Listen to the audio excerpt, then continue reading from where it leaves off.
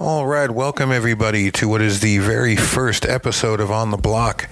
This is your host, Andy Gurvich, and I wanted to take a few minutes at the beginning of the show just to introduce myself and tell you just a little bit about the show. I am a professor of religious studies and mythology and writing living here in Portland, Oregon.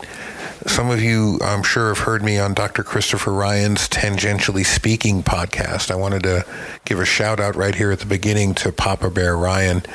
Without his friendship and support and guidance, this podcast would most certainly not be possible. Without the support and kindness and generosity of many of Chris's listeners, this show would also not be possible. So if you're coming over from the Ryan camp, we welcome you aboard and are glad you're here with us. This show is about transformation. I have been on again, off again in a PhD program at the California Institute of Integral Studies in San Francisco, studying transformation. And this is an important word for me. So is the word integral. The show really emerged out of a simple idea, which was interviewing authentic people doing beautiful things in the world. And by beautiful, I mean people that are transforming their experiences, transforming their lives into something relevant, into something meaningful for themselves and for other people. This could be through art, through literature, through science, through any of the trades. The show is not pushing any particular ideological agenda. The show is not pushing any particular philosophical agenda. We are looking at things phenomenologically, which means we're going to talk to people about their lived experiences, talk to them about their own insights, their own way of navigating the world, and see what insight, what wisdom we can draw from that. The show, I hope, is going to be one that is interactive. Stay with us in the coming weeks and months. We will be developing the show, developing segments, doing on the street interviews, and trying to interact with our listening audience as much as possible and kind of bringing you into the experience of making the show. We have lots of ideas on how to do that. We're going to be releasing those in the coming weeks, but look us up on Facebook, Twitter, and Instagram. Come to our website, ontheblockradio.com, and begin the dialogue with us. I hope in the coming months that this will be something that we work on together. I welcome your comments. I welcome your feedback, guest suggestions, and like I said, we might even be folding in a call-in segment of the show in the future. So lots of exciting stuff coming up. Our very first guest is a guy named Adam Klugman. Adam is the son of the late actor Jack Klugman. Some of you might remember Jack's work. He was Oscar Madison in the Odd Couple TV show. He was Quincy in that TV show. He was in several episodes of The Twilight Zone, starred with Henry Fonda in 12 Angry Men. He did theater in the late 50s and 60s. Adam himself is a fascinating guy. He's an advertising guy, a documentary filmmaker, and the former host of Mad as Hell in America with Adam Klugman. I used to listen to Adam's show when it was on here in Portland, and he started every show with a 10-minute or so kind of rant about the topic of the show that day or the issues of the day. And I remember I'd pull my car over and just sit with my mouth hanging open. The guy really spoke like no one else in political talk radio. He had such empathy, such insight, such wisdom and passion to share that I was just wrapped with the kind of person he was and with the way that he saw the world. So when I got the idea to do this show and I started putting a guest list together, his name just went to the very front of the list. I couldn't think of a person that I wanted to kick the show off with more than Adam Klugman. I think you're going to see why I wanted Adam to be our first guest when we get into this interview. So new episodes of the program drop every Sunday at 5 p.m. Pacific Standard Time. You can find the episodes at www.ontheblockradio.com. You can also follow our progress at Facebook and Twitter. We hope to have the show up on iTunes in the coming weeks, and I will definitely let you all know when that happens. Thanks for joining us, folks. I hope you enjoy the show. Welcome to On the Block with Andrew Gurvich, a podcast about authentic people doing beautiful things. Enjoy the show.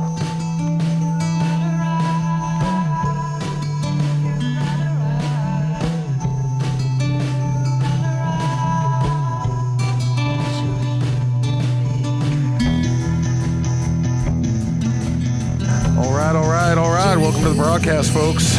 We're glad you could join us for what is our very first show, but I hope it's going to be an ongoing conversation. Congratulations on being on the ground floor of this enterprise.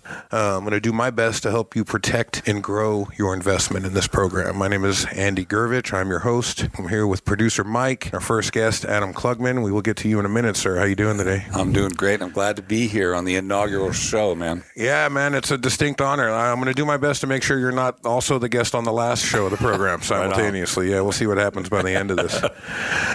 Before we get to our first guest, I thought I'd take a few moments at the beginning here to speak to what I hope will be the mission of this show, our goal for existing. Many of you in the audience have heard me on Chris Ryan's Tangentially Speaking, where I've occasionally co-hosted and become his somewhat infamous podcast Power Bottom for the past couple of years.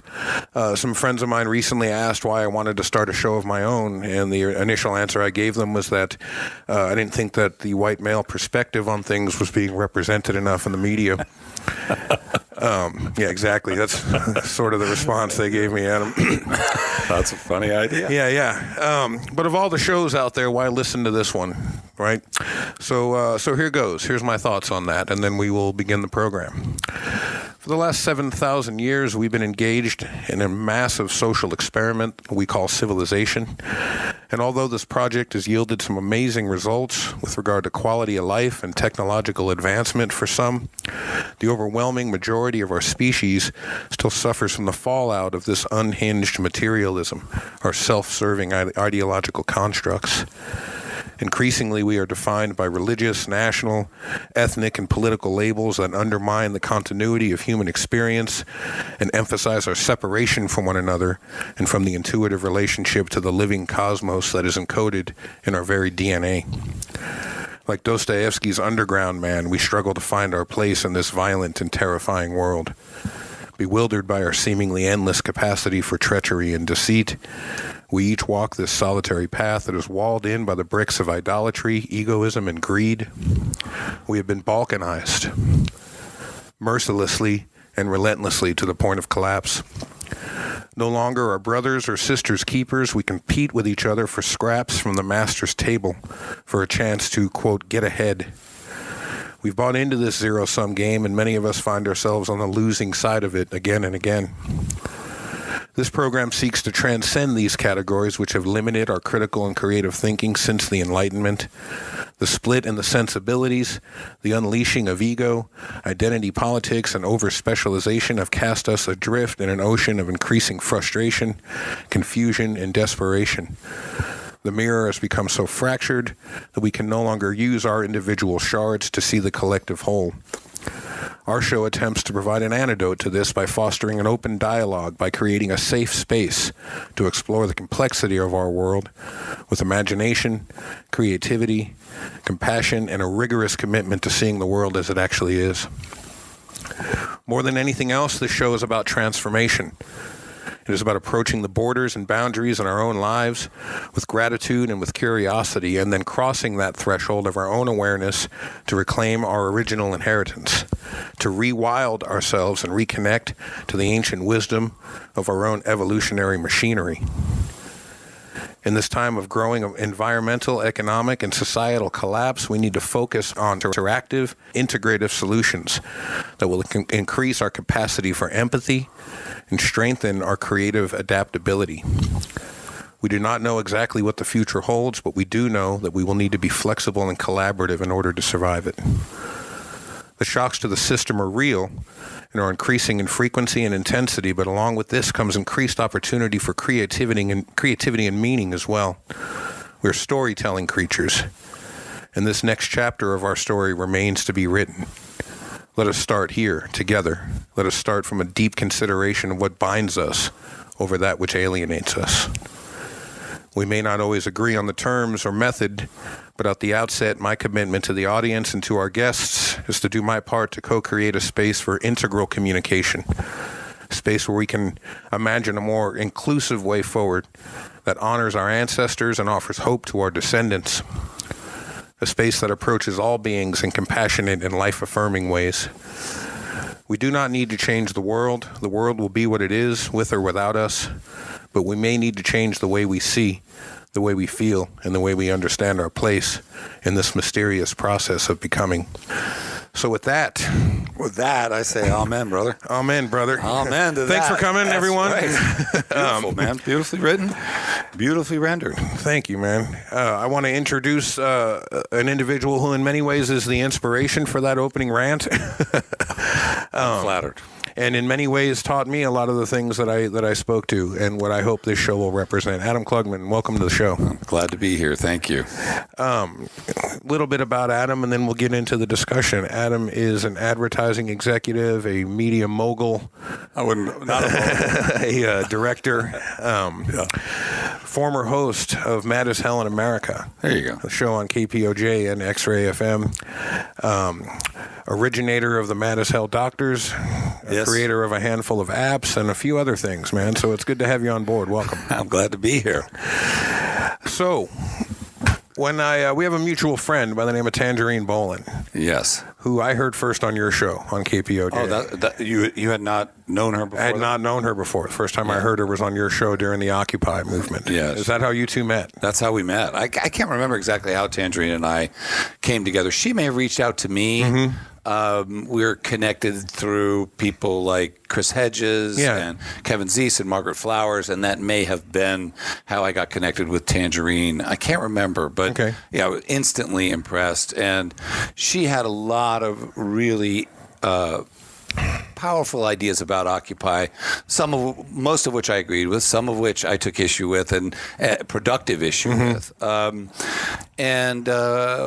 I just, when Occupy was on, I was on KPOJ, so Occupy was in full force. Yeah. I was on KPOJ, and there was nothing else I wanted to talk about. I sure as hell didn't want to talk about, the Republican-Democratic difference minutia and have that meaningless conversation again. All I wanted to talk about was Occupy. Right. And so I had Tangerine on, and I had her on multiple weeks in a row so that we were having an ongoing dialogue. It really was very open-ended, and I was extremely impressed with her. I'm a big fan. Yeah, I am as well. And her organization, Revolution Truth, continues to do really great work on the part of democracy. Yeah. When I got a hold of you, actually, to ask you to be on the show, you were great because you said, hey, I'd love to be on, man. And then the second thing you said was, I'm not very political anymore. I'm kind of a bitter, angry fuck now. I don't know if I'm the guy for your show. And I thought to myself, this is the perfect fucking guy for my show. I want to get into all that in a minute, but if you don't mind, can we back up and go Anywhere back? You want to go, man. Your parents, your mother was Brett Summers. You know this, yeah. No, it just makes me laugh. Yeah. My mother was quite a character. Yeah, I want to get into talking about your pops in a second. Your father was Jack Klugman, the actor, but I want to talk about your mom. I dug your mom, man. I used to watch Match Game when I was a kid all the time, and she was also on The Odd Couple as well, right? As were you. It was kind of a family affair. Yeah, I did do that. But I mean, those Match Game shows with like Charles Nelson Riley and Betty White and Richard Dawson and her. I mean, in the day, those cats were sitting around and they were smoking and they were drinking. It seemed like a freaking party. Like you were just really getting an inside look into what it was like to hang out at a Hollywood party with these where they clowns. just were getting hammered and having fun and laughing, just making off-color jokes. And I mean, it was pretty cool. I mean, my upbringing was pretty surreal on a lot of levels. Certainly, that was one aspect of it because I would go to the show and 11, 12, 13, I'd go there and hang out with her, and they'd all be they'd start out sober, but by midway. So the way it was structured was they would shoot Match Game Friday and Saturday, and they would shoot 5 shows each day, and then they'd be off for 2 weeks. Oh, wow. It was a great job. Yeah. So she worked 4 days a month, and she was making some really good money. That's awesome. And it was actually my father who got her that job. I don't know how relevant that is, but it's an interesting story in terms of their marriage. But I would go there, and then all the people, they would just continue the party, and they'd come back to our house. And so I would have people like Charles Nelson Riley and Betty White and Richard Dawson. They would just come over to the house and continue the party and keep it going. So that's unbelievable. Yeah, it was fun. And it was my mother was crazy and wonderful, but she loved to laugh. Yeah, and that's what she spread ultimately. Was she made people laugh, and all her friends, and laughter and the best martinis you ever had. And those go hand in hand. And lots of them. Yeah. I couldn't wait to grow up and have one of her martinis, though, and I did. So you grew up in Los Angeles? Grew up in Los Angeles. I was born in New York, grew up in Connecticut, because my father was primarily a stage actor. Yeah. And then he got The Odd Couple, and then he went back and forth a couple of years between L.A. and Connecticut, and then finally he said, well, why don't you guys just move out to California? Yeah. And then they got divorced about a year later. We were doing okay in Connecticut. Right. And then we moved out to L.A. and just the shit hit the fan. It turned into but it was fun though. You didn't like living there. I've read that when you moved to Portland, you said this is a much better place to raise a kid. Yeah, I mean, I wasn't going to raise my daughter down in Los Angeles. It's just not a place where, you feel like, you open the trade magazine and, the money's plastered everywhere and you feel like saying, didn't someone teach you it's tacky to talk about money? Yeah, the values are, I mean, I know some people down there who are really, really good parents. Yeah. But no matter how good you are, you just couldn't kind of shelter them from some of the influences that are the down. Charlie Sheen effect. It's just toxic. Socially, it's a toxic environment for children. I know that firsthand because I lived there. I was a teenager and a Hollywood brat in the 1970s, so you can imagine my life. It was a wild party, an incredible ride.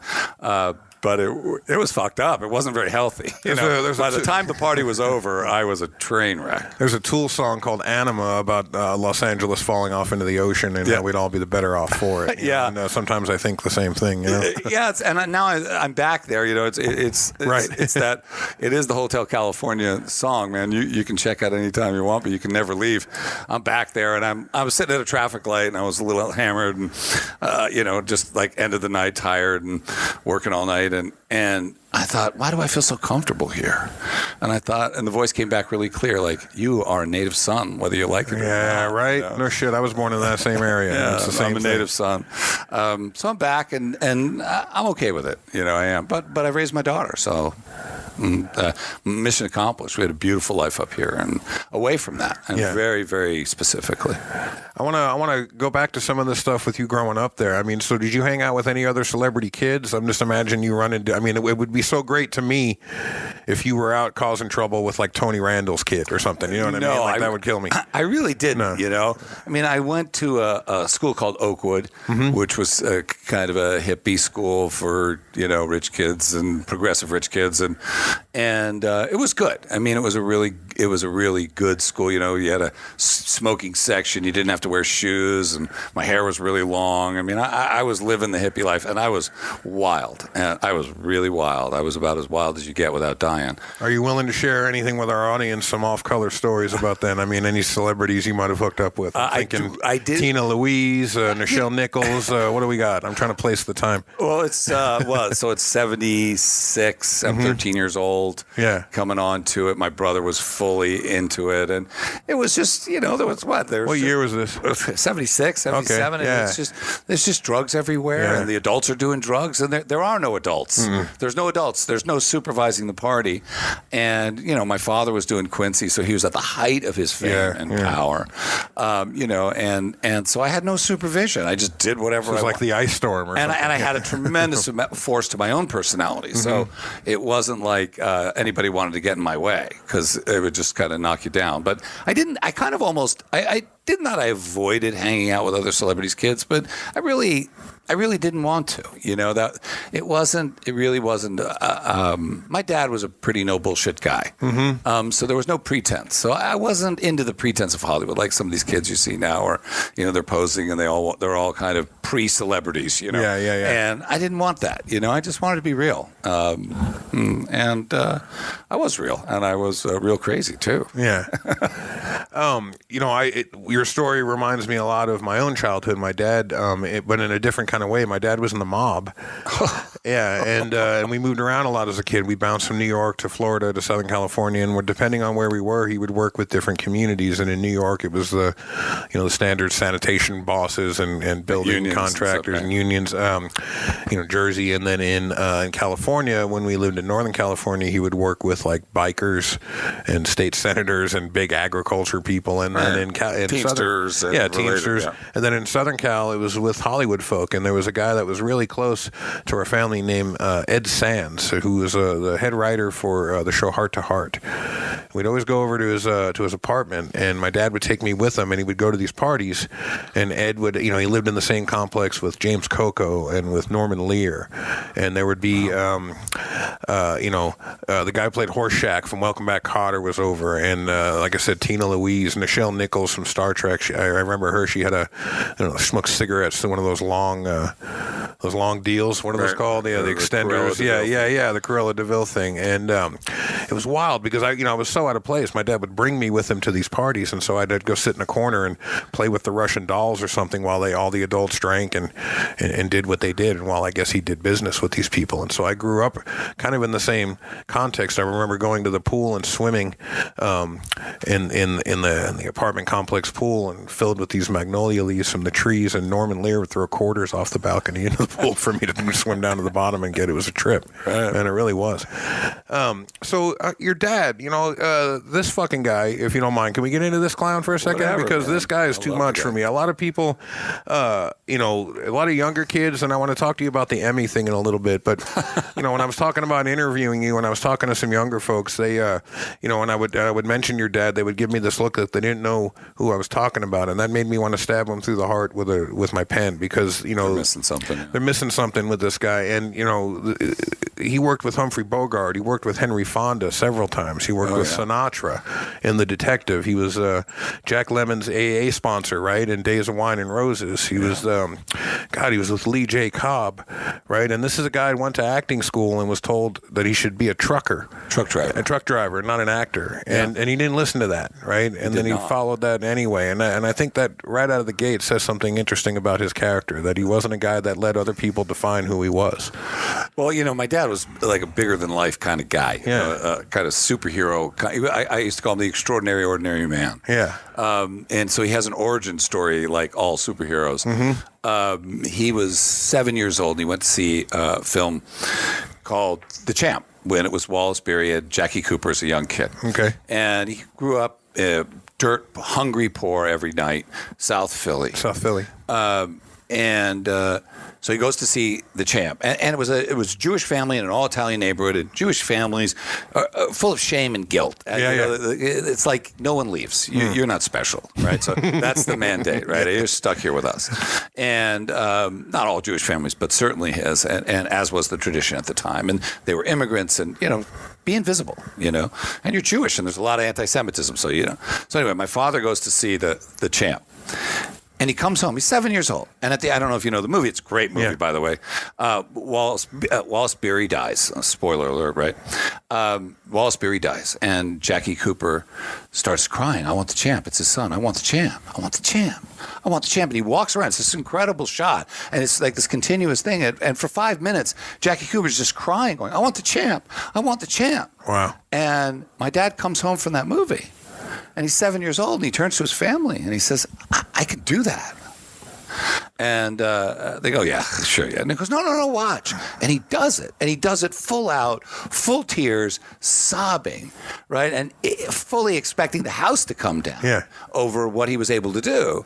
And what did they say? Look who wants to be an actor, Jack. Clark Gable over there. Yeah. Right? And just shamed him out of it. My dad, being the guy that he is, he said at that moment he never told anybody else again, ever, that he wanted to be an actor until he went to Carnegie Tech, which is now Carnegie Mellon. And the reason he went to school was because he'd blown through $3,000 in savings bonds and $2,500 in debt to a loan shark who was going to kill him. If $2,500, this is like 1944, that's a lot of money.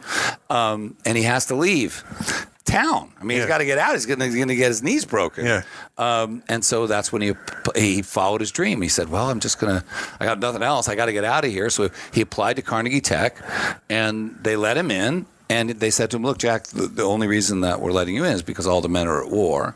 And, when the men come back from war, we're going to ask you to leave, just so you know, because we really think you're better suited to be a truck driver than an actor. And boy, were they wrong. Yeah, no kidding. Huh? Here's a guy so the that's lesson is don't listen to anybody, man. And here's a guy that went on to win several Emmys, a couple of Tony nominations. Yeah, just to be an icon. Yeah. He was an icon. He was a great guy. He, my earliest recollections of him, he was friends with Charles Bronson, right? He got out of school and went to New York. Yeah, you've done your research. Yeah, he was. He was roommates with Charles Bronson. How cool is that? Yeah. I always wanted to be roommates with Charles Bronson. Yeah, he and Charles Bronson. Imagine those two tough sons of bitches. You're talking about two guys. Another great Charles Bronson story. I got so many stories. Yeah. Charles Bronson. He's walking with Charles Bronson. Charles Bronson was just a brick shithouse guy, right? And when he was 22 years old, he was just So they go to Atlantic City together to gamble, and they're walking along the beach, and there's this woman crying.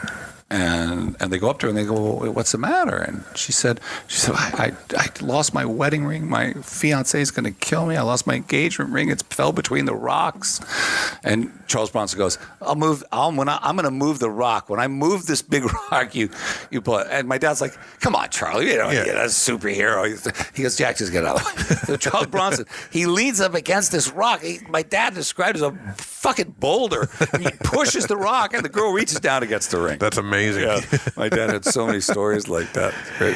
He, some of his early stuff way before The Odd Couple, he was in 12 Angry Men. Yeah. Which to me, he had a small but significant part in that, and I just loved him in that. And that film, to me, as a young person, really started to shape. I know a lot of people that said they became lawyers after reading the Harper Lee book. Now it's gone out of my head, for God's sake. To Kill a Mockingbird. Thank you. The podcast brain. And I know a lot of people that got into social justice and got in after 12 Angry Men. The movie just inspired a lot of people. Yeah, it was Sidney Lumet directing. Yeah. Sidney Lumet, Henry Fonda. I think that's when my dad met Henry Fonda. Based on the play. Henry Fonda, Lee J. Cobb, Ed Begley Jr. On and on it goes. Just unbelievable cast. Yeah, and he was in The Twilight Zone as well in several episodes. Rod Serling loved him. I found out that he's tied with Burgess Meredith for having starred in the most amount of Twilight Zone episodes. Yeah. Rod Serling used to say that he loved my father's face. Really? Yeah, he loved his long, intense face. Perfect Twilight Zone face. One of my favorite episodes that he is in, but one of my favorite episodes of the show was the one called The Game of Pool, where he plays against Fats Wilson, right? And he he used to say he was doing his John Garfield impression. Yeah, sure. Oh, yeah. It's old fashioned, and he kisses the pool ball. That's classic Jack. Right? That show, I always thought it had something to do with the kind of irony of getting older. That you always get information, you always get wisdom when you can't use it anymore. You know what I mean? Right. Or that there was the running joke in that show to me was that people learn things after they needed them. You mean Twilight Zone? Twilight Zone. Yeah, right. Yeah. Sure. Or the theme I might put forward would be careful what you ask for. Yeah. that was a theme that ran through a lot of Rod Serling's work. Careful what you ask for. So your dad was in The Odd Couple. Yeah. Right, and he subbed in the stage version for Matthau a few times, right? And that's I think what got him the part on the show. Yeah, actually, that again is everybody thinks because he subbed for Matthau, but Gary Marshall, who was the executive producer of the show, did not see my father in The Odd Couple.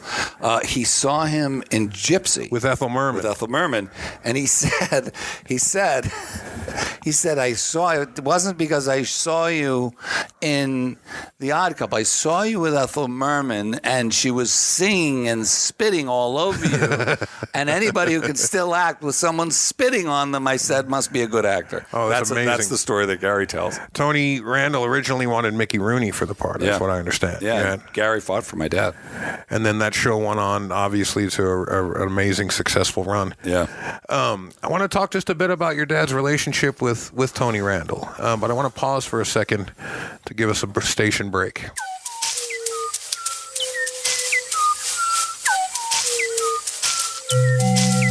You've been listening to On the Block with Andrew Gurovich.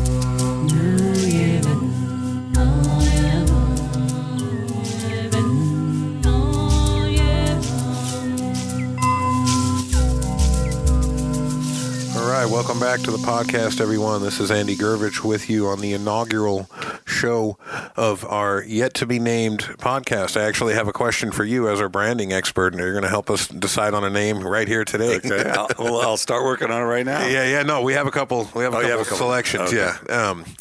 When we left for the break, we were talking about your dad, the actor Jack Klugman, and I. We were talking about his time in The Odd Couple, and I was, anytime I hear Hollywood people being interviewed, who were part of a show or something, they'll ask Michael J. Fox, "Do you still hang out with those people from Family Time?" You know what I mean? And it's always no. They always go, I kind of saw, I don't really see him much. But there's a thing in us that wants to believe that these relationships we see on screen sort of carry off the screen. In most cases, it doesn't. But in this particular case, it did, right? It did, but not right away. Okay. So the seminal story of their relationship was my dad got on the set. My dad smoked cigarettes. Tony Randall hated cigarettes. Real Felix Oscar thing, and my dad was smoking in the limousine that Tony was in, and Tony complained. That was the first hello. And then they were on the set and they were rehearsing, and Tony said to my dad, "Well, you're not going to do it that way." And Tony was a big name, and my dad wasn't. And my dad said, "I might." And Tony said, "Well, you're not going to scream everything like that, are you?" My dad said, "I might. I don't know yet." And he said, Tony said, "Well, you just can't." So my dad, his credo was, you got to always be willing to blow the job.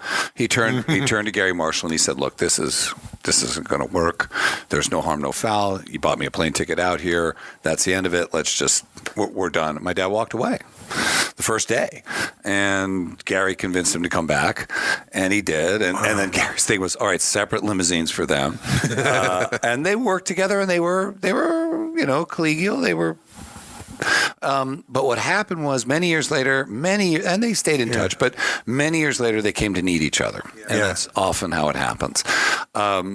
My dad got throat cancer, right? And it was just devastating. I mean, the one thing for him to lose. He told me he was watching a story about a baseball player who lost his arm, a pitcher, and he was like, to arm cancer or something. And he said, "I'll trade you my voice for your arm. I don't need my arm, and you don't need a voice." And he said, "Always gets you where you're most vulnerable, where you need it." Yeah.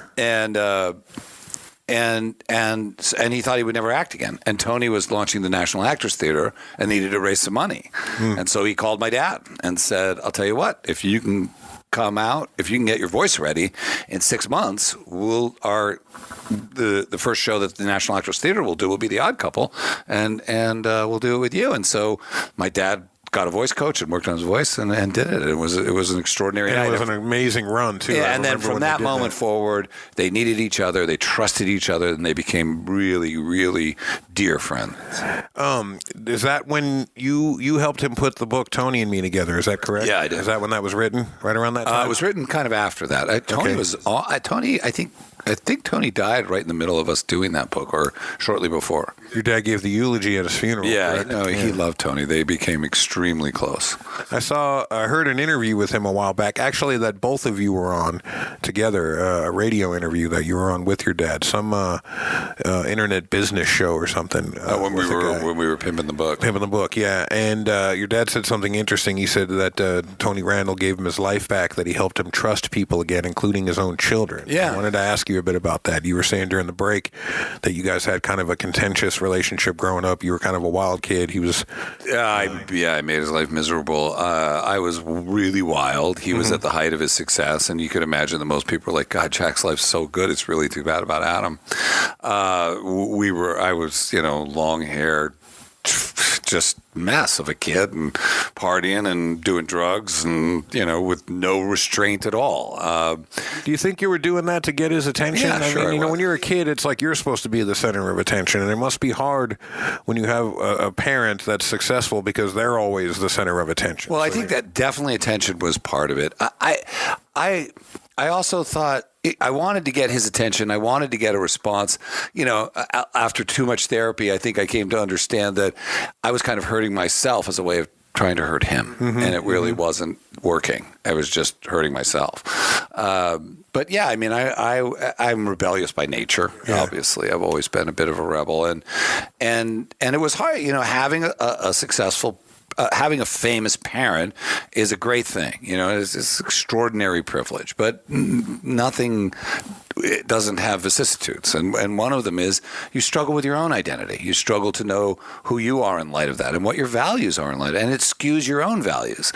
I've struggled with that my whole life. I mean, that's still struggling with it. Were you close to your dad? Very. And your mom as well? Yes, I was very close to both of them. And that closeness with your father grew in those years. Once I became an adult and he became an adult, when it was time for me to go to school, my father said, "You're going to go 1,000 miles away from right here in any direction." I said, "Well, if I go west, I'm going to be in the Pacific Ocean." He said, 1,000 miles from right here in any direction. That's a great impression, by the way. And I said, "All right, you're going. I want you to go, and you need to get out." I mean, I had L.A. so rigged. I could get anything, any time of day. That was when I was 17 years old, 18. I knew that town was mine. I owned that town. So it was. You said good. you woke up when you were 17. What did you mean by that? Well, I mean, I had an LSD experience. That where I woke up, where the kind of the veil of things as they appeared was drawn back, and I just saw how connected everything was, and I saw how I was moved by how extraordinarily beautiful all the connections were, and I saw into the life of things beyond this kind of crazy, superficial person that I had been. I mean, I was a cliche, I was the rich kid, Hollywood brat, just acting out all over the place. And it wasn't that I had some epiphany about what a bad kid I was. It was just, I just saw how incredibly beautiful it really is. And I changed. I woke up in the mirror, and I said, the next day I woke up and I looked at myself and said, I really want to live up to that. And then my next thought was, you have a lot of work to do then. And did you begin that process? And then that's when I began it. Yeah, I was a vegetarian for many years. That was kind of became the anchor point for how I oriented toward this change, and really started moving towards, I don't know, I mean, it started to, back to politics, it never goes too far away from me. Yeah. I grew up feeling, even in the 70s, a profound sense of hopelessness around where the world was headed. And it's gotten much worse. Yeah. And so I, at a young age, wanted to formulate a response to that. And my response to that was, well, what you can do is you can gather up as much beauty as you possibly can while you're here, because that may be the only thing that you can take with you. That's what grows the soul. And that's what my life has been the business of doing, and the other stuff, the stuff that's caused me the most pain and frustration is all these kind of ambition-based worldly endeavors that I go after. And I find that they have none of the beauty that I seek to gather in this life. And so that was the nature of that revelation then, and it made me a better human being for sure. There's a religious scholar by the name of Houston Smith who was on Bill Moyer's special as Joseph Campbell was, and then wrote a very influential book called The World's Religions, who wrote pretty extensively about the psychedelic experience as a potential religious experience. And he was skeptical about it because he said, as a ritualized activity, this can get people into seeking mountaintop experiences one after the next, and not ever being able to do two things: to reintegrate that into daily practice, and to prepare themselves for the valley experience, which is also a part of a spiritual walk. Absolutely. But what he did say is that they can propel people, so people that just take LSD regularly seeking continued spiritual enlightenment or something. This is what he was skeptical of. But people that can have such a profound experience that it propels them out of, kind of ritualized drug culture and into a kind of transformation. This, he said, was an incredibly powerful possibility. It was very healing in that respect. I mean, that was the beginning of me really withdrawing from most of the really excessive drug behavior that I was in. I really wanted to be a better human being. I mean, at the end of the Castaneda books, I mean, he says to, Don Juan says, "What, did you think it was the drugs that were doing it?" Not the drugs. It's all around us. It's happening all the time. The drugs just peel it back. Like I said, the veil went back, and I saw it, and then our egos come back in place, and then the veil gets covered, and then we have to do the work to keep pulling that veil back. And that's the hard work of life, right? To live a beautiful life, to live a worthy life, as we keep working to peel that back, and we have to take stands based on our values. And to do that, I think, Some wonderful research being done both at Johns Hopkins and NYU at the moment on the use of psychedelics in palliative care. Michael Pollan just wrote a great essay in the Annals of Medicine in the New Yorker about it, kind of updating people on where this research is going. And they're finding that psilocybin in particular is helping reconcile hospice patients to their own deaths. I could imagine so. In really, really profound and alarmingly effective ways. There's some real promise for that research that's happening. I am not the least bit surprised. A couple more questions about your dad, and then we can move on to your illustrious career. Quincy, right? Quincy MD. This show, what's amazing is when you talk to people about your dad, a lot of them remember him for The Odd Couple, but as I said, he was known for so much more before that. Yeah. But Quincy is actually a show that ran for longer. 7 years. Yeah, and it was 5 or 6 for The Odd Couple. 5. Yeah, and in a lot of ways was as you said already more successful. I mean, that was really the pinnacle because then he was top dog. He wasn't sharing. He the was the boss. He was making a lot of money, and the story with Quincy was we watched the first one. I watched the first one with him, and it was ridiculous. It was made by a guy named Glenn Larson, and he did Columbo, and the one with McLeod, and he was making these kinds of cookie cutter hour-long episodic kind of nonsense. And my dad, and at the end of it, there's some buff giant guy has Quincy in a death lock, but Quincy gets out of it because he knows a pressure point behind the ear. And, and he pushes him, and the guy drops, and Quincy gets out, and the show ended. Dad turned off the TV, and there was this long silence. And I thought, I'm not happy with what's going on. And he looked at me and he said, I'm never going to do another show like that again. Wow. And I said, okay, my dad was tough, man. When it came to work, he was just get out of his way. He went the next day and he fired Glenn Larson. No kidding. Fired him. Said, you're fired. And Glenn Larson said, you can't fire me. I own this show. He said, it's you or me. I'll walk. You can sue me. But I'm not going to do it. And finally, Universal made Glenn Larson walk off the show. And many years later, my dad ran into Glenn Larson at some big party, some Hollywood thing. And Glenn came up and said, hey, Jack, how are you? And my dad said, don't do that. I don't like you. You don't like me. Let's not pretend. And Glenn Larson looked at him and said, stay healthy, Jack. You're making me rich. My dad thought, well, I guess he won that round. That brings up something I wanted to ask about the show. First, I had read that the show at least was loosely based on this guy, Thomas Noguchi, who was known as the coroner of the stars, right? Who had done the autopsies for Marilyn Monroe, Robert F. Kennedy, Natalie Wood, and John Belushi, among others. And so there was this, at least in Los Angeles, this kind of course, everything. Real connection. Yeah. I think that what my father realized was I can't do art because this is television, but I can do social justice. Yeah. And that's the direction he took the show. And so he started to take up the show and do issues with it and raise issues and did some really important stuff, particularly around the orphan drug.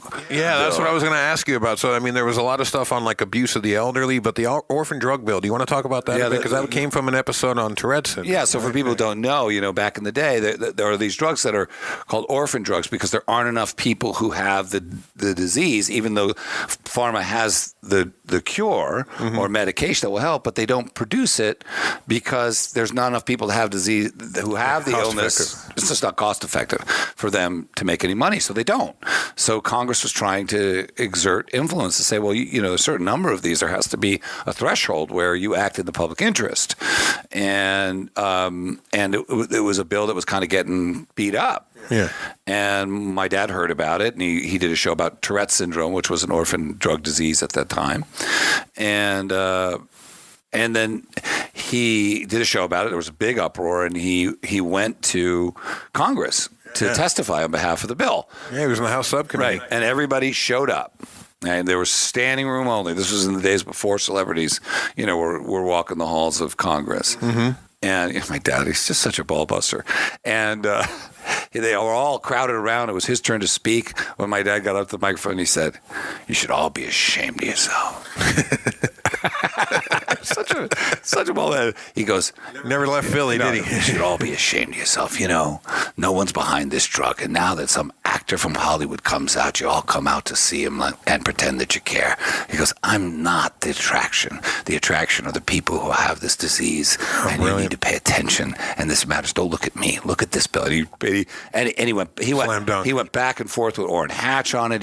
Orrin Hatch fought him on it. Then they did another follow-up show on the Tourette's, in which they had an Orrin Hatch character on it. No shit. Yeah, it really made him look bad. And then followed up and with Orrin Hatch, and Orrin Hatch finally acquiesced, and that bill got passed. But Orrin Hatch, of course, was blocking it, because anything that's good for the people, Orrin Hatch is not for.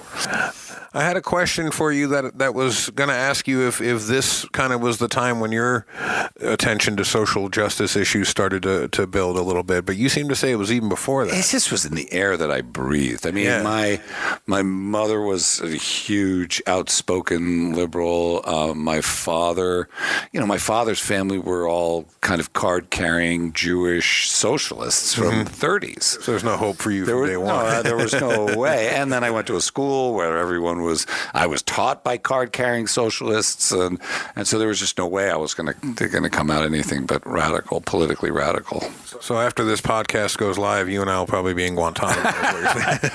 Yeah, you never know these days, man. Yeah. Two more questions about your dad. Do you feel that, or do you still feel? Because when you Google your name, there's half the stuff that comes up as all of your individual accomplishments, and then the other half that comes up is this thing with the Emmys. Got a big mouth. Yeah, no. A big mouth, man. I don't know. I really felt for you, because I felt like your words were kind of taken and twisted to be something against the family of this guy from Glee. Of course, because that's what they do. Yeah. It was never against him. At the time, I felt like I had two choices, man. I could not say something and regret it, and say something and regret it. And I opted for the latter, which is my way, and I don't know that I would say that I'm glad I said it, because it's really just an Emmy and it doesn't mean shit. So my father would have hated it. I think that's my biggest regret, because my father would have said to me, I don't need it. It makes it look like I need it. I don't need it. And then when you say that, it makes it look like I need it, and I don't need it. And I heard him saying that in my head afterwards. Wow. So he would have not liked it. But if I'm not going to defend his legacy, then who? Yeah. And so that's what I would have said to him, and he would have been furious. And his wife never mentioned it, because she knew he would have not liked it. So on second, she was from the Crosby family. Yeah, is that correct? Yeah. No, she was married to the son of one of the Crosbys. Okay. Yeah. So, in the end, I think that I think it's unfortunate that when you Google my name, that's what comes up. I feel like a lot that comes up with stuff about your work. But I think that I feel like Ralph Cramden. I got a big mouth. Well, I felt like you were done a raw deal. I mean, you were speaking on behalf of your dad, who certainly made a contribution, like you said, to the beginning of television. I mean, it would be odd. He was there at the beginning of the medium. I mean, he won 3 Emmys. He made a solid contribution. It's my advice that don't pass out special Emmys to people, because by the very nature of it, you're going to say that some people aren't special. But if you are going to start handing out special Emmys, hand them out to people like my dad. Yeah. And you're damn right. Nothing against Corey Monteith, but he had not yet lived to have the kind of career that my father had, or my father was there at the beginning of live television. I mean, it was wrong. No one doubted that was wrong. Whether or not I needed to open my mouth, I don't know. I'll go to my grave. Not sure whether I did the right thing there. Well, I mean, you carry on his ball buster tradition, so that's what I would have said. Yeah. My dad came out in the 70s and said there isn't one good episodic writer in television, and he never got nominated for an Emmy again. No kidding. And then he went back on television again. He said, "I know that nobody liked it. I just want to say it one more time. There's not one good." So I didn't pick it off a tree. I come by it honestly. He was a guy's guy. He smoked cigars. He had he was thoroughbred horse racing, right? He had a horse that got third in the Kentucky Derby. Yeah. He found the one business that's more insecure than acting. That's remarkable. Just for our listeners who don't know Jack's work, they really need to check it out. The New York Times, two final things on this segment of the show, and then we'll take another quick break. On his passing, the New York Times said of him and actor Charles Durning, who died on the same day, interestingly, that they were extraordinary actors who ennobled the ordinary. I think that was actually fascinating. Yeah, that's back to this extraordinary, ordinary man. Yeah, and Jon Favreau sent out something upon his death that said, "You made my whole family laugh together," and I thought that was very special. I think that's the thing he'd be most proud of. Yeah, that he brought so much laughter and joy to people's lives. People always coming up, "You saved my life," with the orphan drug, and I think he was very proud of that. But I think ultimately, he touched so many millions of lives by making people laugh, and that's it's that Woody Allen thing where he's talking to the aliens at the end of Stardust Memories, and he's, "What about human suffering and all the terrible things that are going on in the world?" And the aliens say, "Do you really want to help humanity? Tell funnier jokes." Yeah. I think my dad felt that way. Last question for you, Adam, on this segment, and thank you for being so gracious and spending so much time talking about your dad. What is it like to be your father's son now? Yeah, it's all really nothing but good. It was full of conflict for years, just identity conflict, not with him, just within myself, and nagging sense that just I'm not accomplishing enough by comparison, and there's all this struggle and all this stuff that when they die, just you realize doesn't matter. But my father and I died totally at peace and completely clean with one another. My last days with him were just spent in tenderness and sweetness and love, and I have no baggage. So I'm just as proud as I could be to be the son of someone like that. I feel like he'd be extraordinarily proud of you as well. Well, thanks. We're going to take a quick break, and we will be right back. You're a human being. You're a human being. You're a human being. You got a right to scream when we don't want you to speak. You got a right to be what you want and where you want to be. You got a right to live, to breathe. You got a right. You're a human being. Dad! Come on! Over here! Look at this, Dad! Over... Whoa. The moment my son saw a redwood tree It's huge! is the moment I knew that for him, You can't even see the top of that thing! even the sky has no limit. There are some moments only the forest can inspire. Find yours at discovertheforest.org. Learn about forests near you and discover cool things to do when you go, like hiking, biking, fishing, or camping. Or do your own thing when you get there with family and friends. Your moment is out there. Find it at discovertheforest.org. That's discovertheforest.org. Brought to you by the U.S. Forest Service and the Ad Council. Thank you for listening to On the Block. Free radio that's worth twice what you paid for it. We're back, folks. Andy Gurvich here on the podcast with our guest Adam Klugman for the final segment. Thank you for sitting with us. No, it's my pleasure, man. Wonderful. We're in your den, and I see producer Mike has pointed out the Cards Against Humanity game in the corner, and my favorite story is playing this game with some friends and my wife, and the prompt card comes, the next time your husband asks you to go down on him, give him this instead. And I'm reading, I have the selection, and so the cards come in, and one of the choices is a subscription to Men's Fitness instead. Oh. And I look up, and it's my wife's card. I go, is this your card? And she kind of goes, yeah. And then it's this moment where I was chuckling, but then this is actually a kind of problem, right? I mean, we have friends in the room. It's public, right? all of a sudden. Yeah. And she swears up and down she was just joking, but I mean, we're always just joking when we're telling each other the truth, right? Exactly. Someone says, "Hey, fuck you." I'm just saying. Hey, yeah, I'm joking, just saying. man. No, I'm just saying, fuck you. Yourself. Yeah. I mean, no, I don't mean it. I'm just saying, go fuck yourself. I was like, wait a minute, you're saying, go fuck yourself.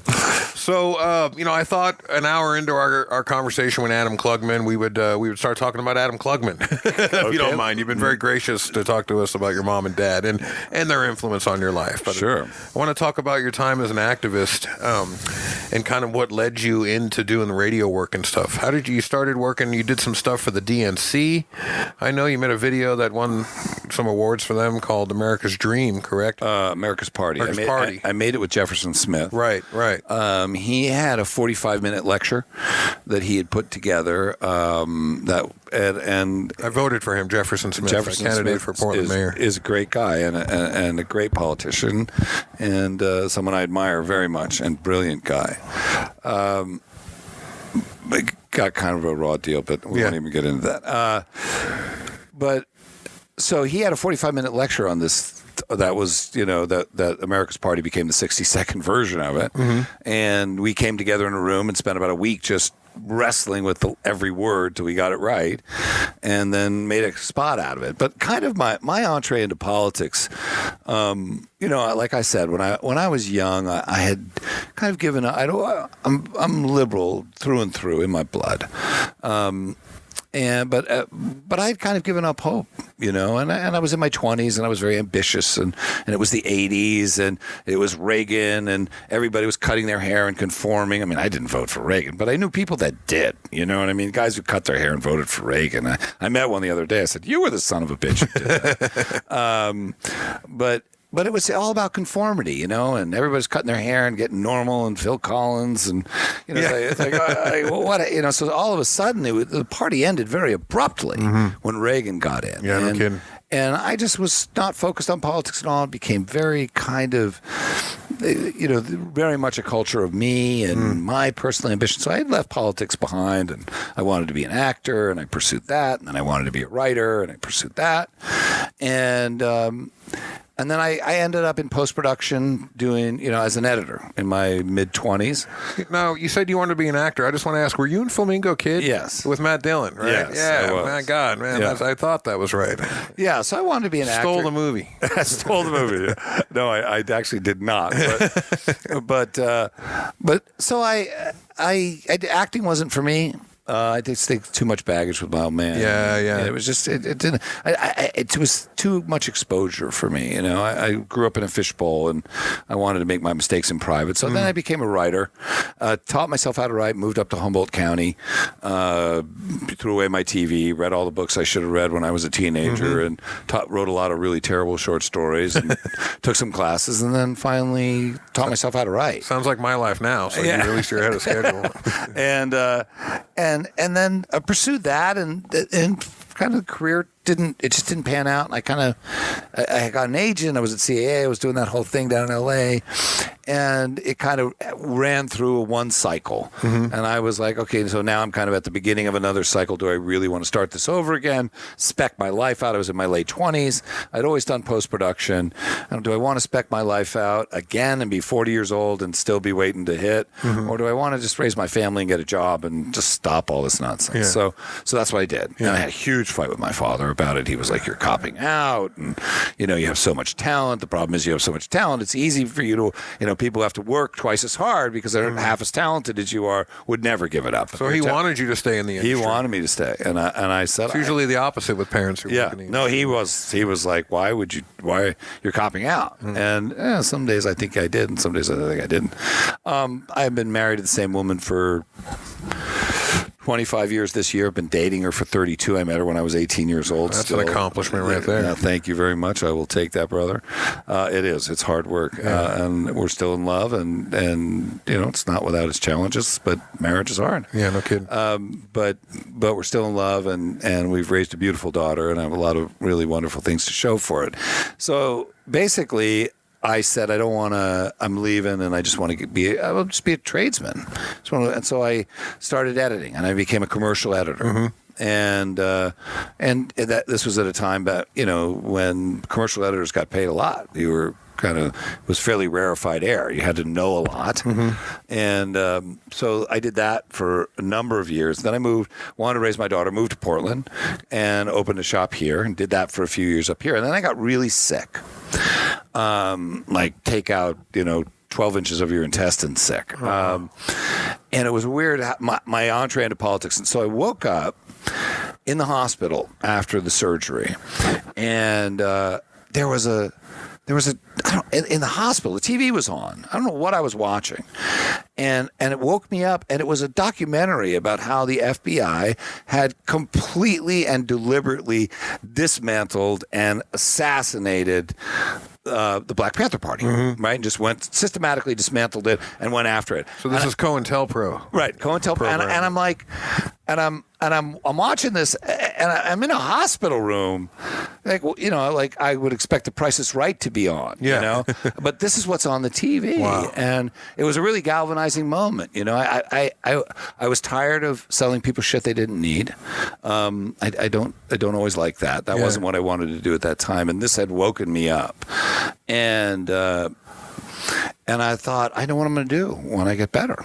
I'm going to go into politics. And I want to take what I know about advertising. So while I had a post house in LA, I was also doing copywriting, and I was directing commercials. So I kind of was branching out but I was still in the commercial industry. And I thought, well, I want to take what I know about commercials and apply it to politics, because I felt that the liberals in this country their messaging had been deliberately dismantled. Our heroes were all dead and violently assassinated, and we were traumatized and had no way to self-identify and no way to represent ourselves to others in a way that seemed very effective. And Bill Clinton was I think in many ways just the death knell to the Democratic Party. Yeah. And so I thought about a gentler neocon. Yeah, right. He was just a Republican, and it was. I mean, I'm no fan of Clinton. Yeah. You know what I mean? And it was nearer when the party became about fundraising parity with the Republicans instead of principle, and that was when it was over. People forget that it was Clinton's Michael Powell's FCC that deregulated the media that gave us these giant media conglomerates we have today. Yeah, as well as brought us Rupert Murdoch into the country in a way that also repealed Glass-Steagall. Yeah. I mean, he opened it and also NAFTA. just NAFTA and welfare reform. I mean, he was a nasty Republican at the level of policy, as far as I could see. Yeah.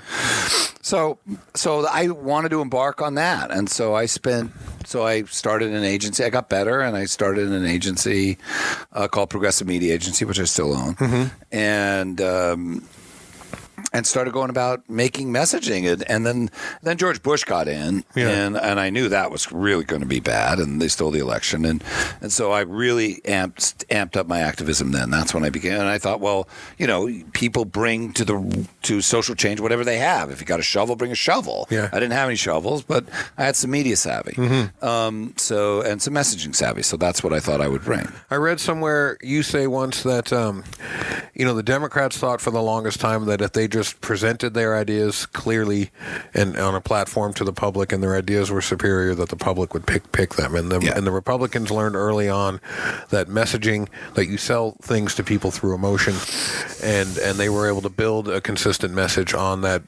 Bernaysian kind of approach. And coming from the advertising world, you said the Democrats had to learn this too. They had to learn to tap into people's emotional responses as well, but in a way that oriented them towards progressive policies. And not even liberals, like to the country. I mean, to make emotional arguments. That's what you do in advertising. Very few people build brand loyalty around a thought process. It's all about how they feel. So, yes, the Democrats feel like if they could just get their policy positions in the right order and present them, that everybody will, of course, agree with them because they're the right and moral thing to do. When the Republicans talk about freedom and security and danger and, and people, and these are trigger points for people. And that's why when you present a rational argument to somebody who's emotionally triggered, you don't get anywhere. And so that was kind of my mission, was to try to do that, and I did that, and the first thing I did was the Bush in 30 Seconds. Bush in 30 Seconds, right? Was the MoveOn.org had a contest. I threw something together, and came in like 8th or something like that, and they flew us to New York. But again, I got to New York. It was MoveOn.org, and it was kind of disappointing because we got there. So if you wanted to as a finalist, be at this backstage party, and be a part of the inner circle. I could pay $5,000 and go have, a hot dog with Michael Moore or something. Wow. And I was instantly put off by that. And then we all got together in a room, and it was just a big party, but there was nobody. They never took all the winners, put them in a room, all the finalists, and said, everybody exchange cards. Everybody take an hour and get to know each other. You guys are the beginning of building a whole new message. There was none of that. It was just more vanity. It became vanity for the move on people. So as cool as it was to go back to New York, and they flew me back there, and I was grateful, I was really disappointed about the way they handled it. But then I came, but I got the inkling after that, like, hey, wait a minute, man, maybe I'm onto something here. Maybe I'm right. So then I made the spot with Jefferson Smith called America's Party. Okay. DNC kind of did a copycat contest off of MoveOn.org because it was so successful. And we made submissions and we won. We didn't win anything, but we won. And in fact, I had to kind of make my own certificate for Jefferson and me. So that's how little we won. Wow. But never any money in progressive causes. No, no. If I was a Republican, I'd be rich. Yeah, right now. Right. The Republicans throw money at good ideas after bad. They understand you got to throw money at it until you get it right. So anyway, what happened there was that the spot dial tested off the roof, just off the charts. It tested almost as well with Republicans as it did with Democrats. Wow. And by the nature of entering that contest, I had to sign it away to the Democratic Party. And ironically, Frank Luntz was actually the person who dial tested the spot. No kidding. Yeah, because he was friends with my father. Wow. And he saw the spot and he said, I want to see how that tests. And so Luntz dial tested it. And Luntz, for our listeners who don't know, has been a Republican Party strategist for too long. Yeah, really he's the been guy who comes up with the compassionate conservatism. and the clean water, and healthy, healthy whatever. No child left behind. All of these things are products of Luntz testing. He's a dangerous, has been a very destructive influence. Yeah. But it's anyway. So he wanted to help. I said, why are you helping? And he started consulting with the Democrats. And I said, why are you consulting with the Democrats? He said, I just hate a fight that isn't fair. He said, the Democrats are so bad at this. I'm trying to try and help them, So anyway, bumper sticker politics. Yeah, but they wouldn't. The Democratic Party did nothing with the spot. I mean, nothing. Really? No, and it tested just off the charts. I mean, Frank Luntz came and said, I have never tested a spot that tested this well with Democrats and Republicans ever. Okay. Never. And they did and to this day, he would say that spot tested across party lines better than any spot he's ever tested. Kidding. Yeah. But and that was when I started to realize, wait a minute, back to Ron Silver. Yeah. Not that I'm going to defect to the Republican Party, but the Democrats are feckless. They lack the capacity or the volition to win, and it became very frustrating. Snatching defeat from the jaws of victory. Yeah, they're just brilliant at that, and I think it's because they're really compromised and they know it. So any kind of really bold stand for principle is going to expose their hypocrisy. So they can't, and they don't. But I didn't know that yet. Yeah. And so I went on and made another spot. From there, I had crafted another spot called We the People, and I built a animatic, which is a kind of an illustrated version. You take storyboards and you take them into an editing machine and you build what is essentially a simulation of a commercial. Okay. And it was meant to be an anthem for the Democratic Party. And this was for 2004. And Luntz loved it, and he helped me. He brought me all the way to Chris Van Hollen, who was the head of the DCCC, and it came to the meeting with me and said to Chris Van Hollen, if you make this spot, people will come.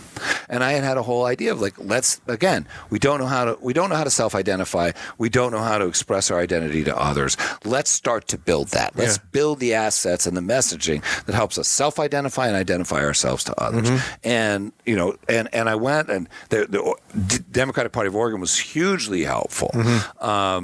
people like Meredith at the Demo. She was the chair at the time, and they were hugely supportive because they saw it. And I went to the Democratic, the Association of Democratic Chairs, or can't remember the acronym for it, and pitched it and did a speech, and everybody loved it. And I was getting standing ovations wherever I went with it, and everybody recognized that this needed to be made right inside the party. And I went into the meeting with Chris Van Hollen, and Frank Luntz shows up with his tube sideways and wrinkled shirt, but he shows up and he says, "You got to do this. I mean, if you want to win, you got to start doing something like this, and this is here and it's ready to go." Yeah. And Chris Van Hollen said, "If I shovel ready, yeah, it was shovel ready." And Chris Van Hollen said, "If I gave you $20 to make that spot, I would have every Democrat in here screaming about how that $20 was theirs. There is no line item for something like this, and I can't give you any money. This is the DCCC. I can't give you any money because every candidate out there thinks that every dollar in here belongs to them." No kidding. And it was over. Wow. And then Luntz ended up using it and giving it to Clean Coal. There's a spot. They didn't do it very well, but there's a spot that's very similar to it called America's Power. Huh. And that was they just stole it. Just took the idea. That was his client. He just took it whole cloth and stole it, and they did a shitty job. What did that teach you? I mean, this is before you started the radio show, right? This is before I started the radio show. So what did that teach you about the Democratic Party? That it was lost. That it's hopeless. That there's really only a lightly perforated line between the two parties. And so by the time you got I knew that kind of going into it. Yeah. Yeah, I mean, I've often thought that. I've said when Obama came to town recently, and this 6,000 motorcycle cops and helicopters and snipers on the roof, and I said to somebody, if people only knew how little he actually decides, they would probably stop trying to kill him. I mean, getting mad at the president and trying for the actions of the country is a little bit like getting mad at the clown for the actions of McDonald's. Yeah, right. Exactly. You know what I mean? It really is a little more than a figurehead at this point, at least in my estimation, at least with this two-party system. So by the time, I mean, I guess one, do you agree with that or not? And then secondly, by the time you got to the air, then were you trying to maybe build a progressive movement within the party or something as a reaction to it? I had abandoned that idea. I think that what I was trying to do is, take the change from within approach. Yeah. And I know Margaret Flowers went through that too. She tried that. I thought, well, if we could transform the party and get a message in there, that was really inspirational, because that's what was missing from the Democratic Party was inspiration, the emotional inspiration that makes you proud to be associated with it. And that's what the spot I made with Jefferson, America's Party, tested better than the one I made, We the People. So I'd given up on the idea that the Democratic Party could be reformed, or that it wanted to be. Yeah. It doesn't want to be. I mean, and then I have finally kind of extended that to the world. It's like, do you want to live in a world that doesn't want to be saved? Does the world even want to be saved? I don't get the indication that it does. Yeah. And is it presumptuous of me to keep trying? I mean, that was kind of what I had finally gotten to. But after that, I think there's wisdom in that. It's like, does the world want to be saved, or is this human experiment that you mentioned in your open, which was so eloquent?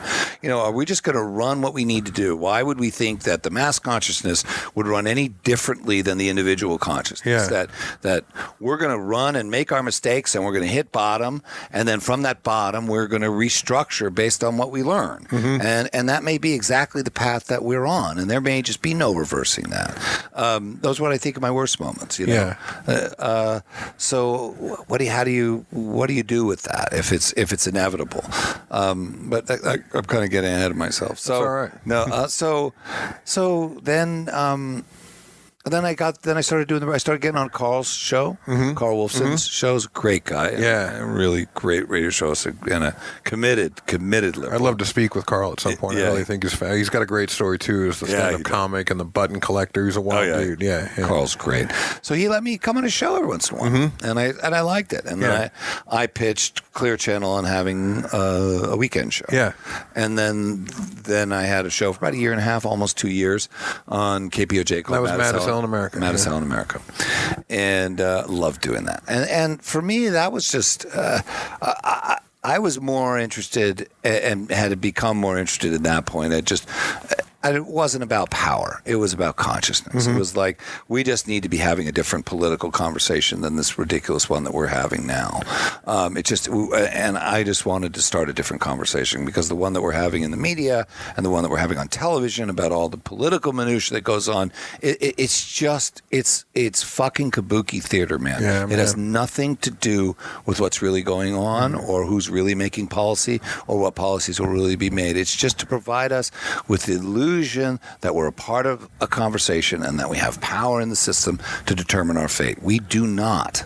And we just need to wake up to that. And then once we're up, then what are you going to do about it? But I had fully woken up to it at that point. And so I wanted to do shows at least where that was my point of departure. This is why when we first talked, I brought up the work of Joanna Macy to you on the phone, the systems theorist. She's an engaged Buddhist, and she does a work called The Work That Reconnects. And it has to do with this very thing, that once we are honest with ourselves about the pain of the world itself, we have to open ourselves up to that, and that's kind of difficult. But once we do, that then elicits a response of creative response in some way. To do what we can. The individual creative response. I mean, I think Mad as Hell in America was based on that. I mean, my favorite movie is Network. Yeah. And we're all familiar with, I'm mad as hell and I'm not going to take it anymore. But the line that occurs right after that, he says, you have to say, I'm a human being. God damn it. My life has value. And it's, for me, that's when I watch that, that's when I get moved. Because it's that recognition that I'm a human being and that our lives have value, that compel us to respond. And that the world is waiting for each of us to respond. And that maybe because there's no power at the top anymore, that the only power that we really have is our own individual creative response to the crisis of the times that we live in. And Mad as Hell in America was mine. And so maybe that's like I said. So what do you got? You got a shovel? You got a pick? You got a media savvy? What do you got? Bring it, whatever it is, but bring it, and bring something you love, and bring something creative, and bring something that expresses your deepest convictions. And then we'll see what happens. You would start the show with these legendary 15-minute monologues, these rants that you would do. That was my favorite part of the show. That you enjoy doing those. That was my favorite. I started doing those because I found myself kind of uncharacteristically terrified during the first 3 minutes of the show, breathless. I think I've always had an aversion a little bit to being in show business spotlight. Yeah. I have a visceral kind of reaction to it, like, get me out of here, just because of my experience with my dad and acting. So I couldn't get over it. And there was this kid that was working with me. His name is Zach Rabaroff, one of the most brilliant kids I've ever met. Anyway, I said, man, I'm freaking out up there for the first 3 minutes. And he's like, I said, it's so unlike you. You're never nervous. I've never seen you nervous. And I said, I don't know what's going on. He said, well, why don't you write it down? Just write down the first 3 minutes of it. And I said, once I get over those 3 minutes, I'm fine. And you're in. So I can't write 3 minutes on anything, So I said, that's a good idea. So I started writing 3 minutes, and I wrote the whole opening. Yeah. And I read it, and I went, I love this. Yeah, man, this is it. I get to write it, and then because it's radio, I can read it, but I would write it as if it was spoken word. Yeah, it never sounded like you were reading it. Right, it didn't sound like I was reading it, but it sounded like a speech. Yeah. It was written to be spoken. Yeah. And, that's so right up my alley. I mean, I've written plays and things, and they all have long monologues in them. I mean, I love ideas, and I love to express them and peel them back and kind of onion the idea until you get to the core of it. I think our listeners, if they can, they should go track this show down on YouTube or anywhere. You can go to they madshellinamerica.com. It's still there. Because I remember, I thought I would be driving around town. It was on Saturday afternoons, your show, and you'd get into that monologue, and I would pull over and I'd be kicking the fucking air.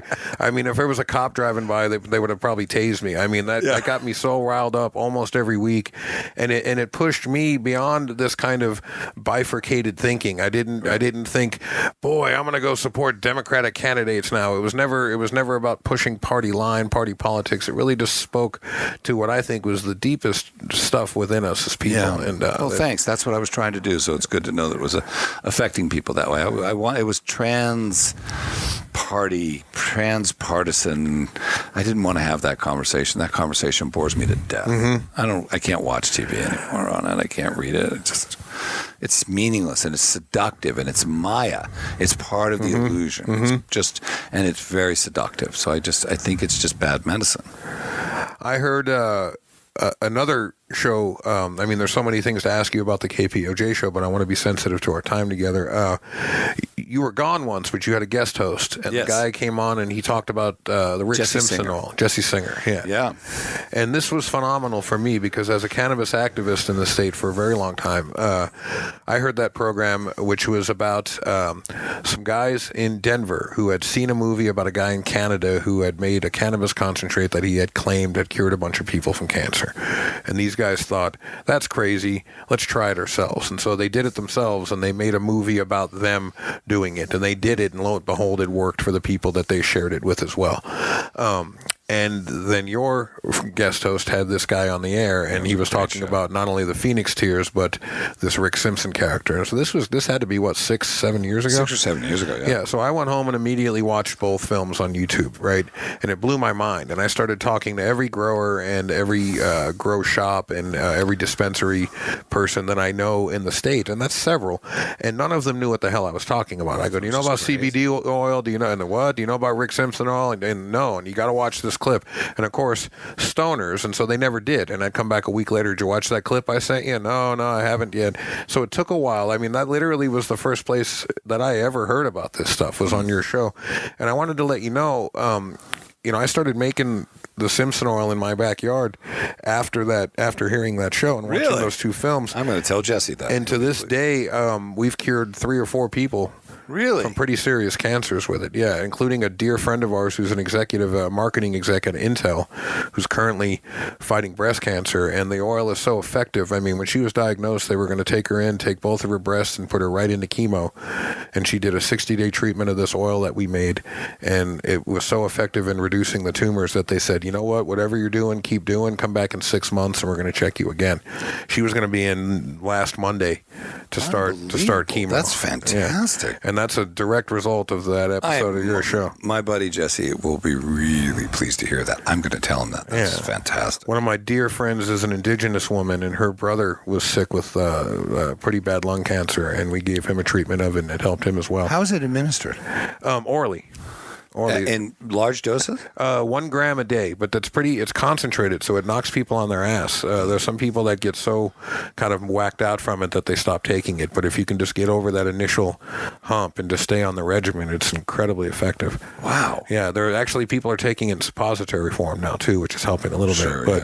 But yeah, just orally, people, our friend actually, yeah. It's a tincture. Yeah, absolutely. Our friend weighs it out on a little scale and freezes it, and then just takes... Like a drop it. A drop on the tongue. Yeah. But that's unbelievable, man. Fantastic. So thank you for that. And, it just speaks to how these things have lingering effects, that you toss something out there into the world and you're not ever fully aware of the amount of people that it's helped and continues to help, even though you're not doing the show anymore. That's really huge because, I left pretty pissed and discouraged and I do think I discount the value that the show had. You left pissed and discouraged. Talk to me about that for a sec. Why? It was a perfect storm of a lot of stuff that was going on in my life. I was clearly disillusioned with Obama. Not that I had any illusions that I thought he was going to be any great reformer, but like I was saying, if it wasn't going to be him, then there was no one. Right. And he fulfilled my lowest expectations. Yeah. And so I was like, well, this politically just this country's screwed, and it's nearly psychotic, and it's incredibly violent, and the world is toxic. Physically, emotionally, psychologically, spiritually sick, and I was feeling that way anyway. And then KPOJ came and said, "Hey, we're going to be on Saturdays. We're going to be running." They made a deal with OSU. Yeah, to run the football games. The football games during my show, and so you can still stay, but you can just broadcast on the internet to the 16 people that were listening. And I just thought, I don't want to do that. Yeah. And then a month later, they came and said, we're changing the format. Yeah. And so I left, and it was just because God forbid there's a market for progressive radio in Portland, Oregon. Yeah, and what we really need is another sports talk show. Yeah. So I was discouraged. Carl got canned very unceremoniously. And so it wasn't just that. It was like, okay, I've given about 10 years to activism, and what I felt was just discouraged, and I kind of without hope, and I needed to make a living. And I was and as that, I don't know whether that facilitated it or not or catalyzed it, but I also my midlife crisis was starting to go into full swing, and the nature of my midlife crisis was that it came to me and handed me a piece of paper and said, "This isn't a bill. This is already been deducted from the balance of your life based on the choices that you've already made. This is not a negotiation. All you can do is just metabolize what has already been lost." Wow. And that wasn't my style. I'm a negotiator. Yeah. But there was no negotiating with it. I had made choices. I had paid prices for it. I didn't see it coming. I was always a guy who was like, no regrets. I always made my own choices. Nobody told me what to do. And I thought I made my own choices. I had some remorse over outcomes, but never any regrets. But suddenly, for the first time in my life, I had deep regrets and realized that I was making choices based on partial information and on biases that I did not see. And I was deeply regretful. And so I was disillusioned with the world. I was disappointed with the outcome that I had gotten in my life. I was feeling like I had really screwed myself. And I spiraled into a very, very serious depression that lasted a couple of years. I was either in anxiety, unmanageable anxiety, or depression. And it was really, there were very few moments when I wasn't in either one of those. And it was hard. I thought 2 years is a long time to feel that way every single day, all day. No kidding. And what'd you do? Started drinking. No. Yeah, well, and haven't stopped since. I survived it. It was hard. It was hard. It had a huge impact on my marriage. Had a huge impact on my social life. I was at this place where, I don't want to go out and see people and not talk about the way I'm feeling, but I don't want to go out and see people and talk about the way I'm feeling. So I just don't want to see anyone because I didn't want to pretend, and I didn't want to, and I was tired of telling people how I felt, I think, was there any particular thing that shifted? I've always been a spiritual person. Yeah. Always had a practice, but I was disillusioned with everything. I mean, it wasn't like I was sitting around blaming God for what had happened. I'd made my own choices. But I was just so existentially discouraged that it kind of stopped my spiritual practice. I was just like, fuck it all. I didn't have it. I once believed that social change was possible. Yeah. I invested my sense of hope and my spirit and my passion and into that. And when I lost that, I lost hope. I lost any central belief system. And I thank God I have my family to keep me grounded. And I've never wavered from my little girl. My daughter's 18 and she's amazing. And being her father has been the greatest privilege of my life and remains so. And that kept me going. But I began to see that a lot of the problem that I was having was that I perceived a problem. We talked a little bit about this. Yeah.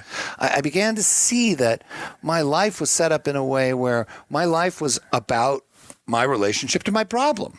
And I lived not just 2 years that way, but 30, that I would wake up every morning and go, well, how's my problem doing today? And check it like a ticker tape. Like, how's my problem? Oh, my problem's going away from me. That's a good day. Oh, no, my problem's coming toward me. That's a bad day. Yeah. And constantly negotiating that. So what was this problem that I perceived? Well, it had a lot to do with this idea that if I could just fulfill my ambitions, then I'd be free. Yeah.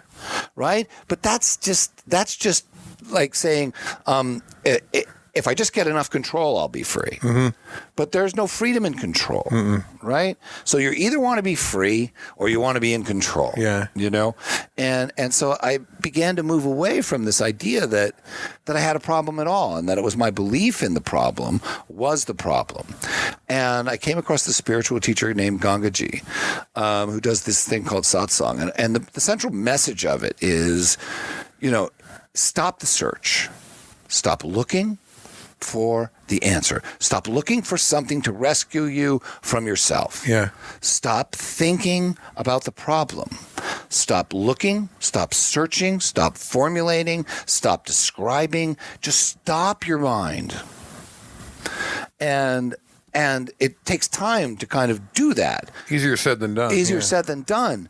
But slowly with practice, I began to be able to do that. And what happened was I realized that my strength has always been in my heart anyway. I'm a heart person. I live from my heart. And what hurt so much about where I was that I couldn't inhabit the place within myself where life was beautiful. Yeah. I'd stopped gathering all that beauty because I didn't believe it was beautiful anymore, because I was in my head. Yeah.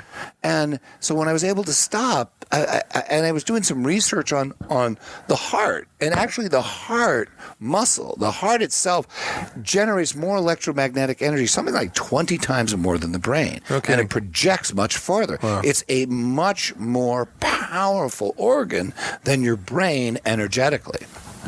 Yeah, there's research out now that talks about how we have two nervous systems, a cognitive and a somatic nervous system. And this is exactly what you're talking about. Right, and the somatic is in the gut and the heart. Yeah. And slowly what began to happen was I started to find that I started to just feel joy for no particular fucking reason at all. And I started. Where do you get off? Yeah. And I thought, well, this is really weird. I just feel great today. I feel full of joy, and I don't have any reason. What's the reason? And my head started to abate. And I started working with this woman. Her name is Sheltane. She actually is kind of like this money coach. I was having money problems too. So I went to her and we haven't talked about money at all. She's like, money's just reflective. Money's just giving you information about where you're at in your life. So let's just stop thinking about what you're going to do. Start thinking about what you want to be. Yeah. So we started she really helped me to get out of my head. She's like, you've been running around by your demon for too long. We got to get that. So then I started thinking about this concept of like just causeless joy. Yeah. Right? Like, if you're looking for a reason to feel joy in this life, you're going to be waiting a long time. And it's going to be very periodic. But causeless joy, for no particular reason at all, is accessible all the time. So long as I don't invest in the problem. Where's my problem today? And I believe I had this problem. I had this career problem because my dad was really successful and I wasn't. And I had this money problem because he made lots of money and I haven't made that kind of money. And this was my problem. And I felt it and I experienced it as shame and self-loathing and self-recrimination. And that's what I woke up to every day. I mean, that's what I had to deal with when all the shit had come down and all the ambition had come down. What I was left with was just my self-recrimination, my judgments, and a sense of failure and a sense of inadequacy. And I think at some level we all carry that shit. And I was like, I don't think I'm going to live that way anymore. I'm going to choose not to live that way anymore. So I started to cultivate this principle of just causeless joy. And as I started to look around, I started thinking, well, wait a minute. I actually think that the whole universe is created out of this causeless joy, that it isn't what we see, that we endow the world with problems that aren't there really. It's part of the Maya. Because when I look at beauty, when I see what's beautiful in the world, I see joy. I see beauty expressing itself everywhere all the time, and that's the vibration. Like when you're talking about psilocybin, you do psilocybin, you really see that. That was what I touched when I was 17. That's what I had woken up to when I was 17 years old. But I got so wrapped up in my ambition and my problem and money and all the bullshit that I'd forgotten who I was.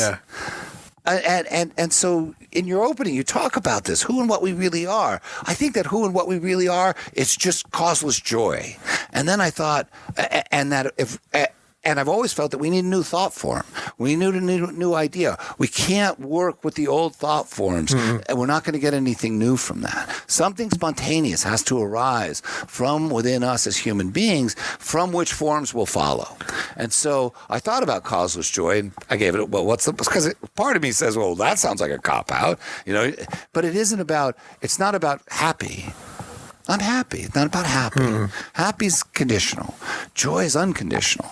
And then I thought about all the people that have come with the message of just be in joy. Just it's the most radical political concept ever. They kill the people that come there with that message, because the essence of it is you don't need anything. You don't need money, and you don't need career, and you don't need the church. You don't need anything to experience this joy.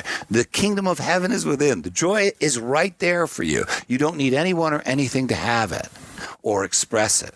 That's an extremely dangerous idea politically. So that's where my head's at. Like, okay, now what am I going to do with that? What are the political implications of going out with a message like that? Because I do want to get back out in front of people. I love talking. I love talking about this stuff. And I love, my favorite thing to do is to get people inspired. And get people juiced and jazzed. That's what I live for. You say on your website, story is everything. And, I wonder if this change in consciousness has helped you to rewrite your own story, not only where you are now and where you're going, but looking back on all of that judgment and all of that stuff, looking back at Mad as Hell in America, looking back at Mad as Hell Doctors, which I haven't been able to ask you about. Right. That was a great thing. Yeah, looking back at your involvement in Occupy. In one sense, if you look at these things and say, it didn't produce, we didn't get single payer, so therefore Mad as Hell Doctors failed. The show didn't go on to do this, so therefore it failed, right? All that judgments gives you that voice. But can you look back on those times and see those things as successes now, even though they didn't? I don't know yet. I mean, I think it's a fair question. I think we didn't put Occupy into the mix, of the disillusionment. I think that I had invested so much hope in Occupy and energy, and that was part of it. It was like, wow, that was our last shot. It was like a last gasp from the 60s, just like the last little and I thought, and it gave us all this hope for a moment, and then it just went under so quickly, and we could talk for hours about why I think it failed. I'm in a place, and part of the practice that I'm involved with is maybe it's part of the problem is that because we are kind of storied beings, we tend towards story. Maybe we're also excessively narrative, right? So that as soon as I tell you a story, then that story can change. And as soon as I tell you that I know something, even know causeless joy, as soon as I become something concrete that I have, then it's something I can lose. And what I think the world needs, if new forms and new ideas are going to emerge, they have to come from not knowing and not being too anxious to tell the story of them, but maybe that let them tell the story of us, that they emerge, that we trust. That's the nature of this just causeless joy I'm talking about. Maybe it knows its own way. Maybe it has its own narrative to tell. And maybe if I'll shut up long enough and not tell it what I think it should be or how it should behave, it will move me. And that's kind of where I'm at. So when I look back, do I still see some of those things as failures?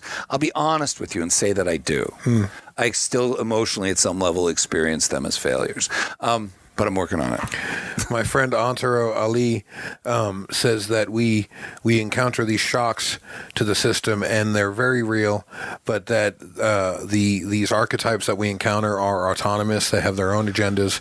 And when they move us into points of uncertainty that we can sometimes experience as destruction, that this is actually the highest point of potentiality for creativity. Absolutely. In response. And I believe that. And it's been something I've been trying to integrate into my life as well. And it sounds fantastic. It does. And I believe it wholeheartedly until something I care about is taken from me, and then I want to rant like a fucking maniac toddler. Yeah, right? And I forget, or somebody cuts me off on the highway or something. You know what I mean? Like as soon as the shock actually happens, I forget it. But yep, it's easy to forget. And I think that like I said, causeless joy, this notion of this transit isn't happy. I don't have to be happy to be in joy, and to remember that that's who and what we actually are, and that's really what's going on the planet.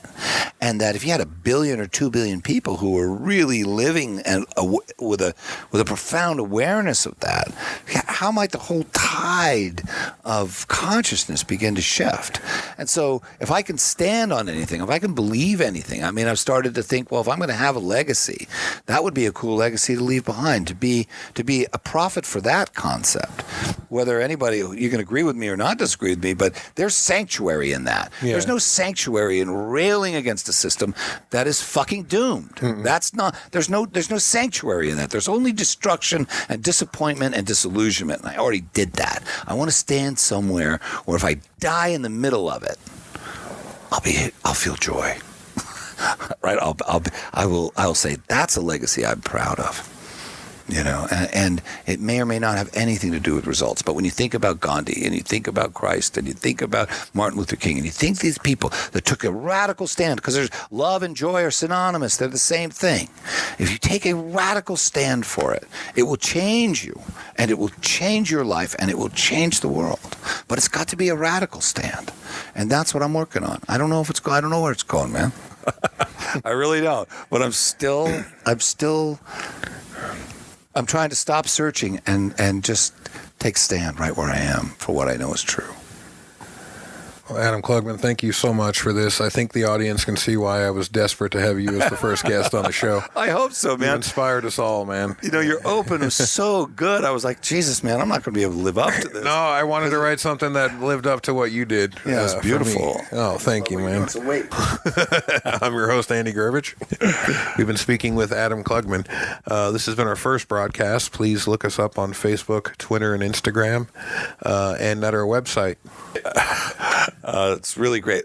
Well, obviously, there's things we didn't touch on. So next time I come back to Portland, I'd love to have you on again. I'll come back on. I'd love it. I'd love Tangerine was already hitting me up this morning saying, "Oh, it would be great if the three of us could talk." Oh, I would love that. Yeah. That's a great idea. Yeah, that would be fantastic. Have Tangerine. Yeah, I'd love to see where she's at, and let's have a conversation about Occupy. That would with Tangerine. I think that would be fantastic. That would be right. All right, it's a date, man. All right, Adam, thank you so much, man. Pleasure. I'll see you folks next week.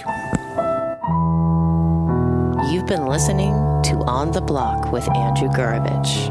The show is produced in Portland, Oregon by Michael DiNapoli at MD Productions. Theme music by Cat Power. Closing music by Jonathan Oak. Look us up on the web at ontheblockradio.com and on Facebook, Instagram, and Twitter at On The Block. Don't forget to tune in next week for a brand new episode. Previous episodes can be found at our website. Thanks for listening. Oh, you beautiful kitties. Oh, look at you out there. Creators of art, of history, of thought. New minds looking at this world and our lives.